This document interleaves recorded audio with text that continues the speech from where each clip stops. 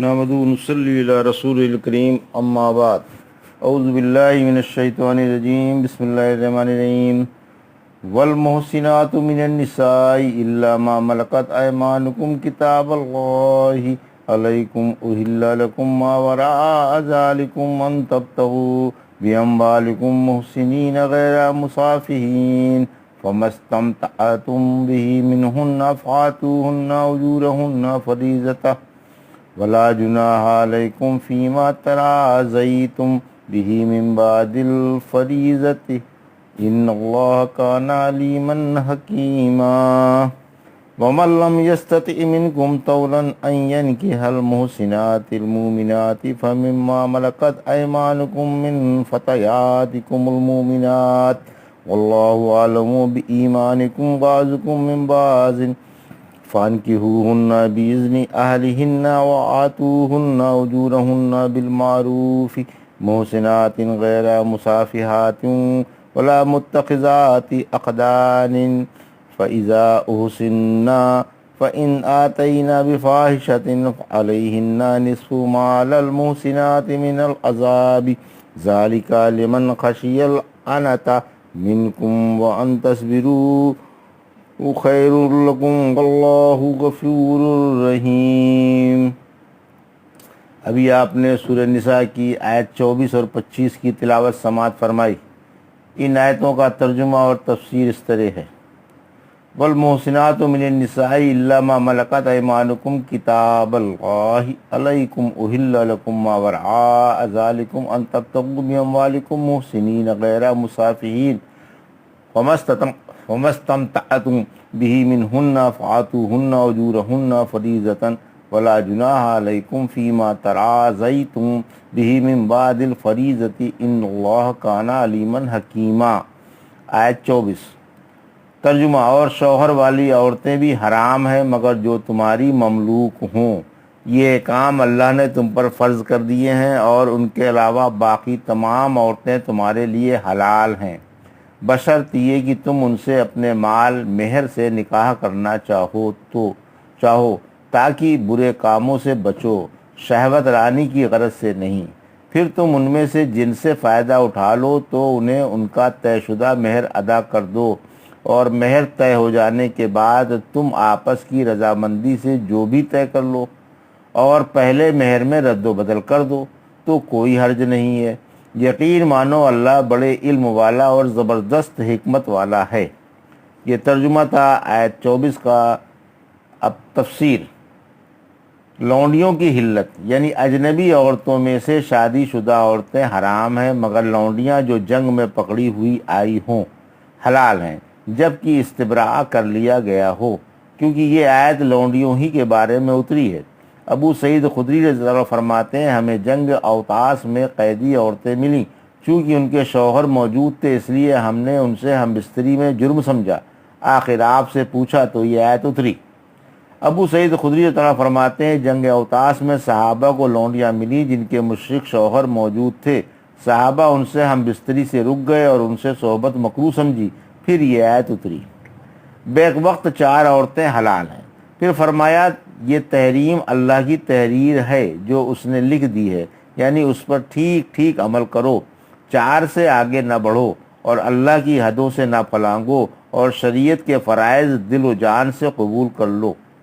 پھر فرمایا انہیں اپنے مال سے ڈھونڈو، یعنی 4 تک بیویاں اور جس قدر چاہو لونڈیاں آئین اسلام کے ساتھ اپنے مال سے حاصل کرو۔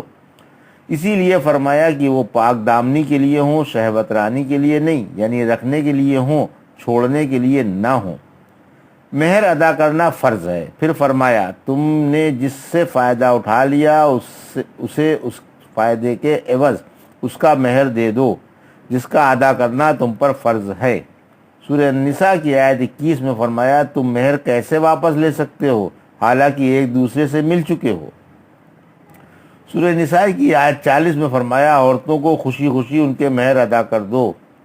سورہ بقرہ کی آیت 229 میں فرمایا تمہارے لیے اپنے دیے ہوئے مہر میں سے کچھ بھی لینا حلال نہیں۔ رحمت عالم صلی اللہ علیہ وسلم نے متعصے اور گھریلو گدھے کے گوشت سے جنگ خیبر کے موقع پر منع فرما دیا تھا۔ محبت جہنی فرماتے ہیں کہ رحمت عالم صلی اللہ علیہ وسلم نے فتح مکے کے موقع پر فرمایا لوگوں میں نے تمہیں متع کی اجازت دے دی تھی، اب اللہ تعالیٰ نے اسے قیامت تک حرام فرما دیا ہے۔ اگر کسی کے پاس متع والی عورت ہو تو اسے چھوڑ دے، اور جو کچھ اس سے دیا ہے اس میں سے کچھ بھی نہ لے۔ مہر میں باہمی رضامندی سے رد و بدل جائز ہے۔ پھر فرمایا کہ اگر مہر مقرر کرنے کے بعد آپس کی رضا سے کچھ کمی بیشی کر لی جائے تو کوئی حرج نہیں۔ اللہ نے فرمایا کہ مہر طے کیے جانے کے بعد اگر بیوی تمہیں کچھ مہر معاف کر دے تو وہ تمہیں حلال و طیب ہے۔ ابن عباس ذرا فرماتے ہیں ترازی سے یہ مراد ہے کہ پورا مہر دے کر عورت کو اختیار دیا جائے کہ اگر وہ چاہے تو رہے ورنہ جدا ہو جائے۔ پھر فرمایا کہ اللہ کا علم و حکمت وسیع ہے، اسے خوب معلوم ہے کہ کون حرام سے بچتا ہے اور کون نہیں۔ اللہ نے یہ رشتے کسی حکمت ہی سے حرام فرمائے ہیں۔ کون کون سے 16 رشتے حرام ہیں؟ نسب سے جو 7 رشتے حرام ہیں مندرجہ ذیل ہے: ماں، بیٹی، بہن، پھوپھی، خالہ، بھتیجی، بھاجی۔ سسرال و رضاعت سے مندرجہ ذیل رشتے حرام ہیں: رضاعی ماں، رضاعی بہن، خوش دامن بیوی کے ساتھ آئی ہوئی لڑکی یا مدخولہ عورت کی پہلے شوہر سے بیٹیاں، بہو، 2 بہنوں کو جمع کرنا، یہ سب 13 رشتے ہوئے۔ سوتیلی ماں، بھتیجی اور پھوپھی کو جمع کرنا اور خالہ بھانجی کو جمع کرنا، یہ کل 16 رشتے حرام ہیں۔ ماں میں دادی، نانی، پرنانی وغیرہ اور بیٹی میں پوتی، پڑپوتی وغیرہ داخل ہیں۔ بہن میں عینی، الاتی اور اخیانی بہنیں شامل ہیں۔ پھوپھی میں ہر وہ عورت شامل ہے جو باپ دادا دونوں میں یا کسی ایک میں شریک ہو۔ ماں کی طرف سے بھی پھوپھی ہوتی ہے جیسے نانا کی بہن۔ خالہ میں ہر وہ عورت حرام شامل ہے جو ماں میں شریک ہو، خواہ دونوں اصل میں یا کسی ایک میں۔ کبھی باپ کی طرف سے بھی خالہ ہوتی ہے جیسے دادی کی بہن۔ بھتیجی میں ہر وہ عورت شامل ہے جس میں بھائی کی ولادت کا واسطہ ہو۔ اسی طرح بھانجی میں ہر وہ عورت شامل ہے جس میں بہن کی ولادت کا واسطہ ہو، گو دور کا ہو۔ رضاعی بہن وہ ہے جسے ماں نے باپ کا دودھ پلایا ہو، خواہ ساتھ میں پلایا ہو یا دوسرے بھائی بہن کے ساتھ پلایا ہو۔ حدیث سے رضاعی بیٹی، رضاعی پھوپھی، رضاعی خالہ اور رضاعی بھتیجی بھی رضاعی بہن میں داخل ہیں۔ اخیانی بہن وہ ہے جسے ماں نے کسی اور مرد کا دودھ پلایا ہو۔ ربیہ بیوی کے ساتھ آئی ہوئی لڑکی ہے۔ وَمَن لَّمْ يَسْتَطِعْ مِنكُمْ طَوْلًا أَن يَنكِحَ الْمُحْصِنَاتِ الْمُؤْمِنَاتِ فَمِمَّا مَلَكَتْ أَيْمَانُكُم مِّن فَتَيَاتِكُمُ الْمُؤْمِنَاتِ وَاللَّهُ أَعْلَمُ بِإِيمَانِكُم وَبَعْضُكُم مِّن بَعْضٍ فَأَنكِحُوهُنَّ بِإِذْنِ أَهْلِهِنَّ وَآتُوهُنَّ أُجُورَهُنَّ بِالْمَعْرُوفِ مُحْصِنَاتٍ غَيْرَ مُسَافِحَاتٍ وَلَا مُتَّخِذَاتِ أَخْدَانٍ فَإِذَا أُحْصِنَّ فَإِنْ آتَيْنَ بِفَاحِشَةٍ فَعَلَيْهِنَّ نِصْفُ مَا عَلَى الْمُحْصِنَاتِ مِنَ الْعَذَابِ ذَلِكَ لِمَنْ خَشِيَ الْعَنَتَ مِنْكُمْ وَأَنْ تَصْبِرُوا خَيْرٌ لَكُمْ وَاللَّهُ غَفُورٌ رَحِيمٌ۔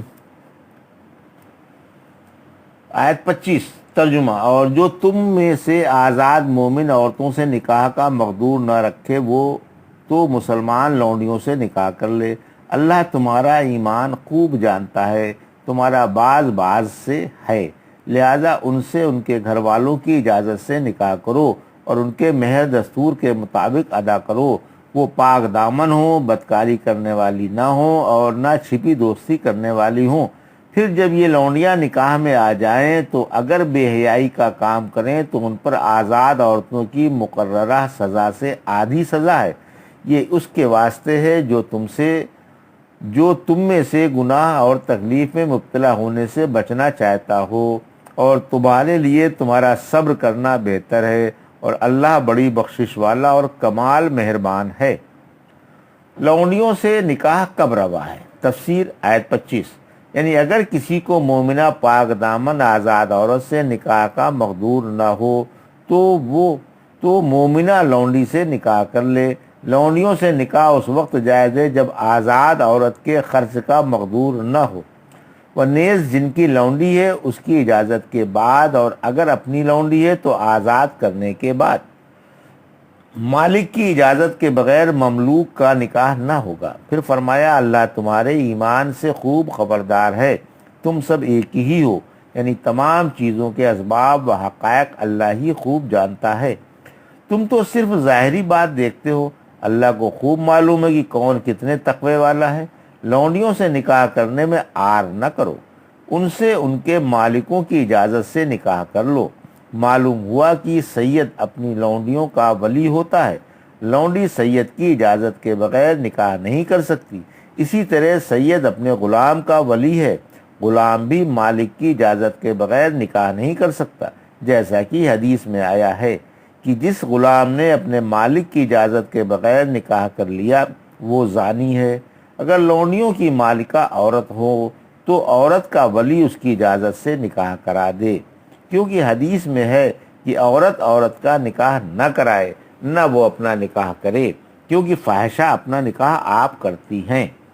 مہر خوشی خوشی ادا کیے جائیں۔ پھر فرمایا عورتوں کو خوشی سے مہر ادا کرو، معروف یعنی دل کی خوشی سے، یعنی لونڈیوں کے مہر میں اس خیال سے کہ یہ لونڈیاں ہیں اور ناقابل قدر ہیں ذرا سی بھی کمی نہ کرو۔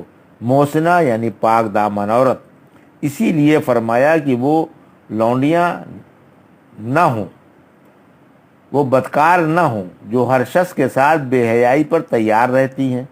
پھر فرمایا کہ ان کے چھپے ہوئے دوست بھی نہ ہوں، یعنی وہ چھپ کر دوستی گانٹنے والیاں نہ ہوں۔ زنا کار لونڈی پر حد۔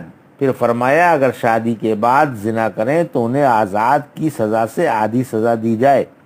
احسان یعنی شادی کرنا، جیسا کہ آیت کے انداز بیان سے معلوم ہوتا ہے، کیونکہ آیت میں نکاح کرنے کا بیان ہے۔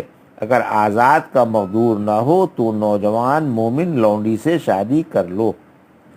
علی رضی اللہ عنہ فرماتے ہیں خطبے میں، لوگوں اپنی لونڈیوں پر خواہ منکوحہ ہوں یا غیر منکوحہ حد قائم کرو، کیونکہ ایک دفعہ رحمت عالم صلی اللہ علیہ وسلم کی ایک لونڈی نے زنا کر لیا تھا۔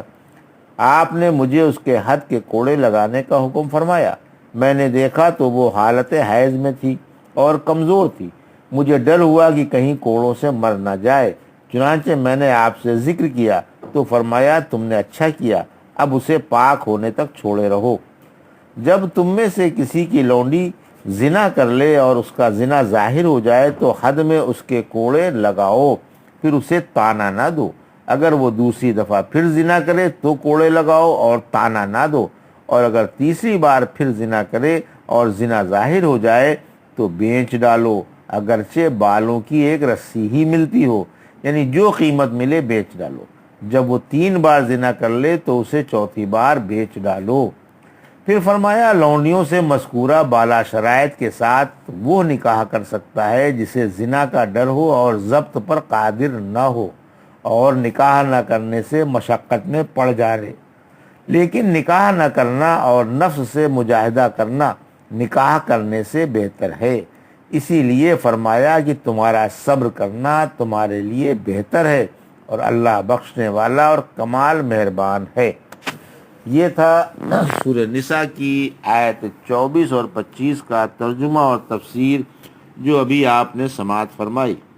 بارک اللہ لی ولکم فی القرآن الحکیم ونفعنا ایاکم بآیات الذکر الحکیم۔